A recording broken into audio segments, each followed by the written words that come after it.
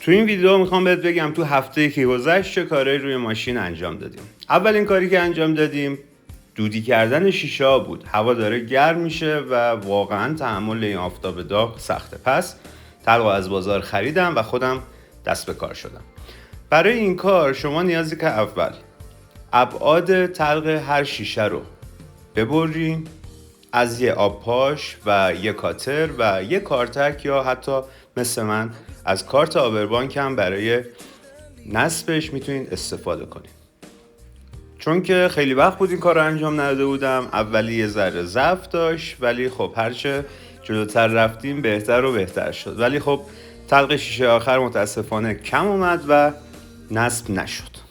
تو حرکت بعدی یه دونه از زهای شیشه جلو که مربوط میشه به لبه چرم و شیشه باید آب بندی میشد.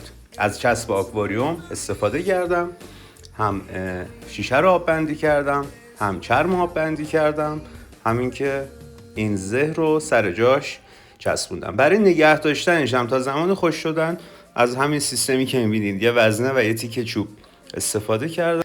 و در ادامه باید پایه‌هایی رو می‌ساختم که مجموعه جلو پنجره و چراغا رو به سینی جلو متصل میکنه و منظمش میکنه.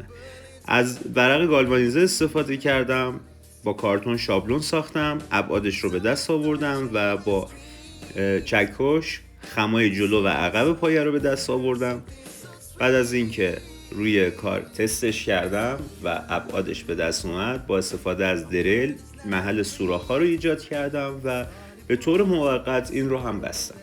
البته ویدیوهای بعدی رو حتما ببینید چون که قراره که این مجموعه به صورت کاستوم و دستساز ایجاد بشه و یه چیز متفاوت ازش به دست بیاریم.